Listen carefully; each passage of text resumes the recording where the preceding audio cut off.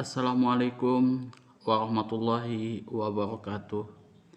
Innal hamdalillahi nahmaduhu wa nasta'inuhu wa nastaghfiruh wa na'udzu billahi min syururi anfusina wa min sayyiati a'malina.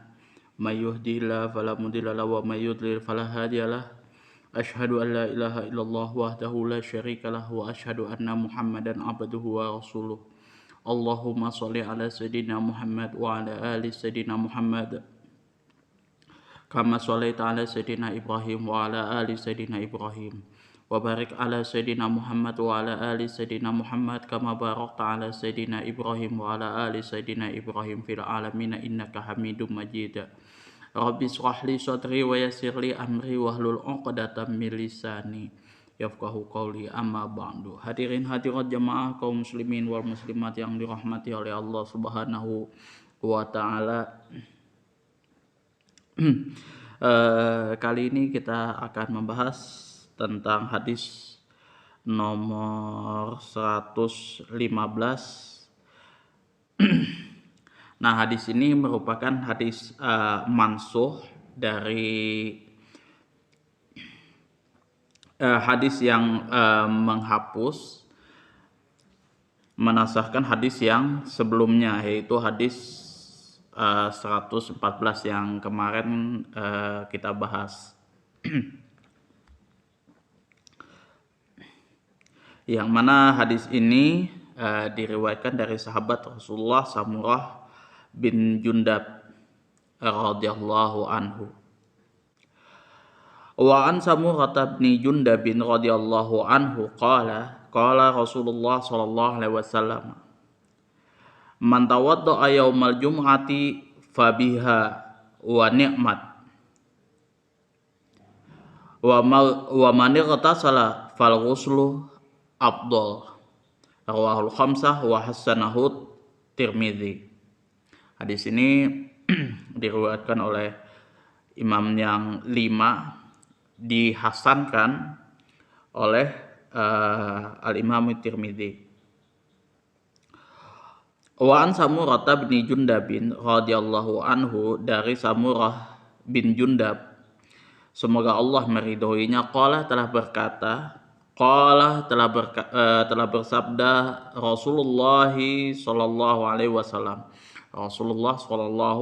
alaihi wasallam, man tawaddoa, barang siapa yang berwudu, yaumal jumu'ati, pada hari Jumat, fabiha, maka cukuplah bagi seseorang tersebut, wa nikmat, dan sudah memadai baginya untuk melakukan sholat Jumat. Wa man igtasala, barang siapa yang mandi pada hari Jumat tersebut, fal ghuslu, maka mandinya afdal, lebih afdal. Rawahul khamsah wa hasanuhu Tirmidzi. Diriwayatkan oleh imam yang 5, yang mana hadis ini dihasankan oleh al-Imam Tirmidzi. Nah, kalau kita melihat makna keseluruhannya, hadis ini menceritakan tentang pentingnya afdalnya tentang hari Jumat, yang mana hari Jumat itu adalah hari raya bagi seluruh umat Islam. Nah, di hari itu seluruh kaum muslimin berkumpul untuk sholat di rumah-rumah Allah, di masjid-masjid, untuk menunaikan sholat Jumat dan mendengarkan khutbah. Nah, pada kesempatan itu ikut hadir pula para malaikat. Jadi kelebihan dari sholat Jumat ini, di antara hari-hari yang lain itu malaikat hadir. Maka syariat menganjurkan agar memakai wewangian, kemudian juga berpakaian yang paling baik, serta tubuh yang bersih dengan mandi. Jadi memang betul-betul pure suci, seperti itu. Hal ini disyariatkan bagi orang yang mampu melakukannya, dan hal ini lebih utama dan lebih sempurna bagi seseorang tersebut. Tetapi jika ia tidak mampu mandi, ya misalkan dia memang keadaan kerjaannya seperti itu, ya dia sudah mandi tapi dia memang ya sudah habis-habisan lah kayak gitu, dan dia memang nggak bisa mandi, maka cukuplah dengan berwudu. Dan orang yang berwudu pun eh, sudah sudah otomatis mengikuti sunnah. Jadi misalkan karena dia tidak punya banyak waktu lagi, karena padatnya kerjaan yang dia lakukan, maka ya cukup dia mandi, kelar. Cukup dia wudhu, kelar. Nggak ada masalah. Kemudian juga kita bisa ngelihat dari sisi kerjaan-kerjaannya. Kalau misalkan kerjaannya nggak begitu porsi-porsi banget, ya gitu, kemudian juga tidak begitu banyak mengeluarkan keringat, maka ya cukup mandi aja, cukup wudhu saja, nggak ada masalah. Nah, kemudian kalau kita analisis lafadznya, man tawaddo'a yaumal jum'ah fabiha wa ni'mat.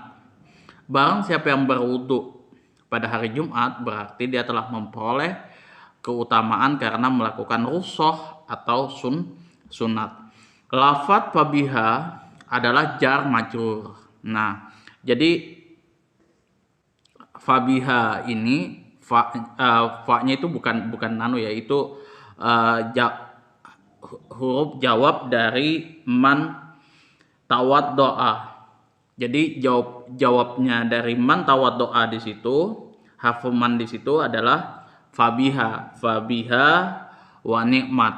Nah, bi-nya itu dari bi dan h-nya itu adalah jar wa majrur. Nah, bi-nya itu harfu jarin itu ada fi, ala, ila, bi, rubah, an. Nah, seperti itu. Itu ada itu bi itu masuk dalam harful jar. Itu nanti teman-teman bisa cek di kitab Jurumiyah bab masih bab permulaan gue itu, tentang harful jar, bab i'rab kalau tidak salah. Itu teman-teman bisa cek di kitab Jurumiyah atau di syarah kitab Jurumiyah itu, kalau yang saya pernah belajar itu Mukhtasar Jiddan. Itu ada dibahas itu huruf-huruf jar. Kemudian majrurnya itu h, domir h-nya itu yang menjadi majrurnya. Yang mana h-nya ini dia mabni, tetap dia hukumnya adalah mabni karena memang itu adalah huruf domir yang bertakluk kepada kalimat yang dibuang, yang mana lengkapnya adalah fabirukhsah akhos atau fabisunnah akhos. Berarti ia telah melakukan rukhsah atau sunnah. Dia telah mengambil rukhsah atau sunnahnya. Itu jadi, nah taknya itu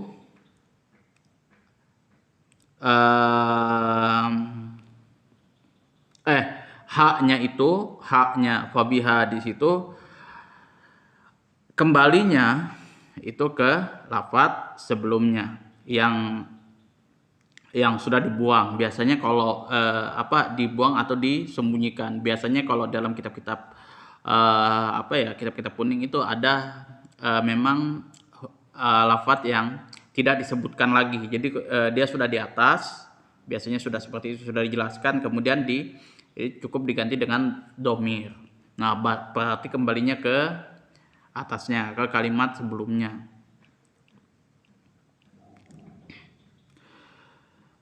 Nikmat adalah fi'il madhi.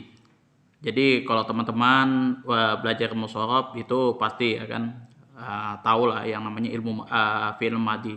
Fi'il madhi itu adalah kata kerja yang menunjukkan makna lampau. Sedangkan fi'il mudhari itu adalah kata kerja yang menunjukkan pekerjaan yang sedang berlangsung hari ini dan yang akan datang. Contoh misalkan fa'ala itu fi'il madhi, fi'il mudhari'nya yaf'ulu gitu. Kemudian masdarnya fa'lan di situ. Kemudian kalau misalkan kita itu kalau kita tasrif ke samping, kalau misalkan kita tasrif ke bawah tafsir Lughawi kalau tidak salah itu fa'ala fa'ala fa'ala fa'alu fa'alat fa'alata fa'alna fa'ata fa'atuma fa'atum fa'ati fa'atuma fa'atuna fa'atu fa'alna, seperti itu dia. Itu fi'il mudhari. Nah, di situ juga dia mengikuti pada domirnya. Kalau misalkan huwa huma hum hiya huma hunna anta antuma antum anti antuma antunna ana nahnu. Nah, seperti itu. Jadi nikmat di situ adalah fi'il madi yang mana tak marbutohnya itu tak marbutohnya bukan tak marbutoh, tak yang mati itu, nikmat yang mati itu dia kata ganti daripada domir hiya. Jadi hiya, misalkan fa'ala fa'alu itu fa'alat. Nah, itu huwa huma hum hiya huma hunna, berarti hiya di situ fa'alat. Nah, seperti itu. Sedangkan huruf ta menunjukkan bahwa fa'ilnya itu isim muannas. Nah, isim muannas di sini adalah isim yang menunjukkan perempuan di situ, yaitu hiya. Nah, kalau kita ya tadi sudah kita tasrifkan itu huwa huma hum hiya huma hunna fa'ala fa'ala fa'alu fa'alat fa'alata fa'alna. Itu nikmat itu di situ fi'il madi. Nah, fa'ilnya adalah isim muannas yang mana itu domirnya nanti rujukannya kepada hiya, yang mana di sini merujuk pada lafadz rukhsah atau sunnah. Artinya sunnah atau rukhsah itu baik padanya. Jadi kalau seseorang tersebut wudu atau seorang tersebut cuman berwudu, maka itu sudah bagus untuknya, sudah cukup lah untuknya untuk mengerjakan sholat Jumat. Nah, fikih hadisnya adalah keutamaan mandi pada hari Jumat itu penting ya bagi teman-teman kalau misalkan sebelum mengerjakan sholat Jumat. Nah, jadi ya tadi kita lebih percaya diri, kemudian kita nggak ada masalah dengan jamaah-jamaah lain yang seperti itu. Dan juga karena ini adalah hari raya bagi umat muslim setiap minggunya itu. Hadis ini, nah hadis yang ini memansuhkan hukum wajib yang terkandung pada hadis sebelumnya yang sudah kita bahas di hadis nomor 114. Nah, demikianlah rahasia penyebutan hadis ini sesudahnya. Samurah Ibnu Jundub Al-Fazari ini tinggalnya di Basrah. Jadi kalau teman-teman lihat riwayat singkatnya Samurah bin Jundub itu lengkapnya dia adalah gelarannya Al-Fazari. Jadi situ Samurah bin Jundub Al-Fazari bertempat tinggal di Basrah. Ia termasuk salah seorang hufaz yang banyak hafalannya, lagi dipercaya hadisnya. Ingat, kalau misalkan di dalam ilmu hadis, kalau dia hufaz itu artinya orang yang banyak hafalan tentang ilmu tentang hadis-hadis, dan biasanya dia juga pakar dalam bidang ilmu hadis. Itu hadis yang telah diriwayatkannya berjumlah 133 hadis, dan ia wafat di Basrah pada tahun 58 Hijriah. Nah, itu. Jadi kalau misalkan hafiz dan hufaz bagi misalkan ilmu Al-Qur'an itu beda. Itu orang yang hafal Al-Qur'an. Tapi kalau yang al-hafiz atau hufaz bagi ilmu hadis juga beda. Sama dengan syekh. Nah, syekh kalau di dalam ilmu hadis ya berarti orang tua yang pikun. Itu kalau dalam istilah ilmu hadis. Tapi berbeda kalau misalkan di luar dari orang hadis. Syekh itu sudah orang yang wow sudah gitu. Makanya kalau misalkan teman-teman mungkin dikatakan syekh itu sama orang ahli hadis itu ya cek-cek dulu kan. Ya sudah sering saya bahas istilah-istilah seperti ini. Jadi istilah-istilah dalam ilmu hadis memang dia banyak, dan saya juga masih banyak belajar juga tentang istilah-istilah dalam ilmu hadis. Contoh kayak misalkan soduk. Nah, soduk itu sikoh. Nah, sikoh itu juga ada tingkatannya. Kalau misalkan contoh dia sikoh. Nah, itu artinya dia memang bertaraf tinggi. Jadi kalau sikoh itu dia apa ya? Dia bagus ingatannya, kuat ingatannya, tapi masih sederhana. Beda dengan dia sikoh. Nah, ada lagi sikoh ufaz, istilah itu. Nah, dia ingatannya kuat, kukuh, kemudian ya memang dia ahli dalam bidang ilmu hadis. Jadi ya itu, kalau misalkan ulama-ulama yang apa ya menilai para perawi itu, dia memang betul-betul teliti. Ini sikohnya kayak gimana gitu. Dia tidak mungkin dong misalkan dia sikoh yang misalkan nilainya makbul, jayidan sama mumtaz. Itu beda. Nah, kalau misalkan Al-Imam Bukhari meletakkan di dalam meletakkan hadis di bab pertama, itu rata-rata murid dari seorang guru yang bertaraf mumtaz seperti itu. Ingatannya kuat, kemudian dia memang betul-betul hafal dalam anunya, dan dia bertahan lama seperti itu, dan dia tinggal lama dengan gurunya itu. Kemudian kalau misalkan dia meriwayatkan hadis, menulis hadis nomor 2 dan seterusnya di dalam kitabnya, itu rata-rata yang bertaraf di bawah dari mumtaz, katakanlah jayyid jiddan seperti itu, yang mana seorang murid itu dia hafalannya kuat tapi nggak sama dengan yang level mumtaz, kemudian dia tinggal sama gurunya kurang begitu lama. Nah, itu biasanya di hadis yang nomor 2 sampai seterusnya. Itu level martabat Imam Bukhari dalam menulis hadis di dalam kitab sahihnya. Makanya kalau misalkan Al-Imam Bukhari itu sahihnya itu martabatnya nomor 1. Baru nomor 2-nya adalah Imam Muslim. Kalau Imam Muslim tidak seperti itu. Kalau 1 dan 2 itu usulnya. Itu hadis yang pertama itu dari murid nomor 1 dan nomor 2. Baru selanjutnya itu nomor 3-nya.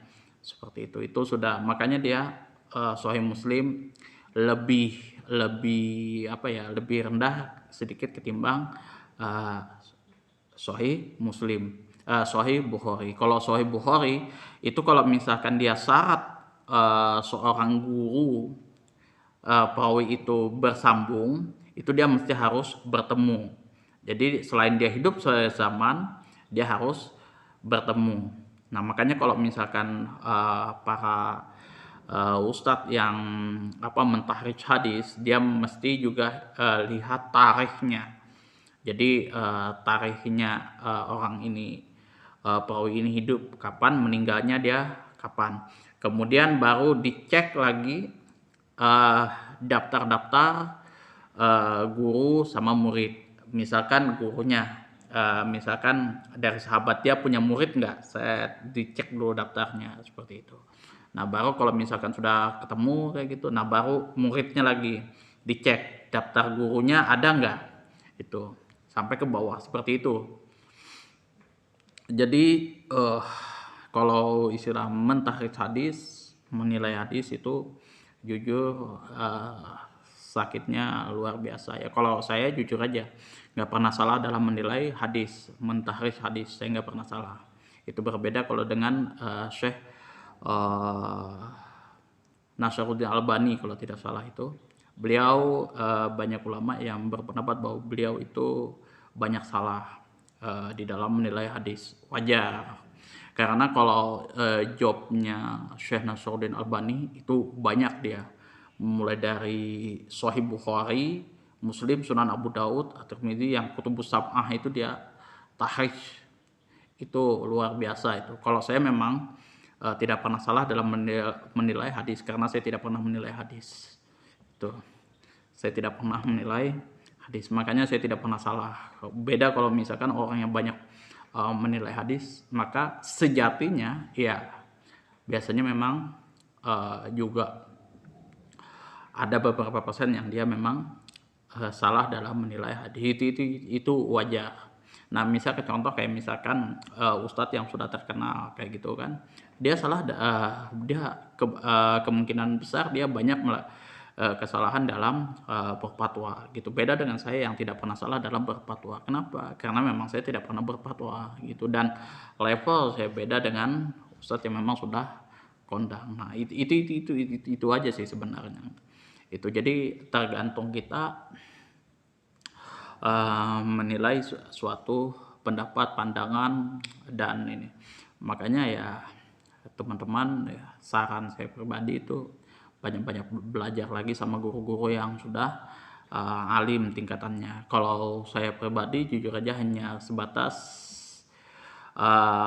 apa ya, menginfluence saja sih sebenarnya ke teman-teman, ya dasarnya seperti ini, seperti itu, dasarnya ilmu hadis seperti ini. Kemudian kalau misalkan membaca hadis, kemudian pengen mengambil hadis seperti apa kayak gitu, harus kitab-kitabnya yang bagaimana. Kemudian kehati-hatiannya itu memang harus dijaga. Nah, kemudian kalau misalkan teman-teman pengen punya akses guru-guru yang memang sudah fasih, yang sudah yang sudah menguasai dalam ilmu hadis, yang sudah bertaraf S1, S2, S3, itu sudah bagus teman-teman menjadikan rujukan ustadz-ustadz tersebut. Saya sudah biasa sebut itu Ustadz Adi Hidayat yang biasa sudah populer itu kan, Ustadz Abdus Somad itu gelarnya sudah S2, Dr. Rozemi Ramli, kemudian Dr. Muhammad Azhar Zainul Abidin, dan beberapa ustadz-ustadz lain dalam bidang ilmu hadis. Nah, itu teman-teman wajib banyak-banyak berkonsultasi di situ masalah hadis, terutama hadis-hadis yang berkenaan tentang bab hukum hakam dan lain sebagainya itu. Mungkin itu saja yang dapat saya sampaikan, kurang dan lebihnya saya mohon maaf yang sebesar-besarnya apabila ada kata-kata saya yang menyinggung hati teman-teman semua, mungkin bertabrakan dengan ya istilahnya pendapat dari guru-guru teman-teman semuanya. Saya mohon maaf yang sebesar-besarnya, tidak ada niatan untuk menyinggung satu sama lain, karena jujur di konten ini saya berpatokan hanya kepada kitab yang saya pegang, yaitu kayak gini, kitab Bulughul Maram, kemudian kitab Fathul Qorib, dan kitab-kitab yang lainnya. Kalau misalkan ada yang berbeda, ya silahkan aturkan kitabnya, kemudian ya kita bisa diskusikan, dan itu wajar sekali. Saya juga sudah banyak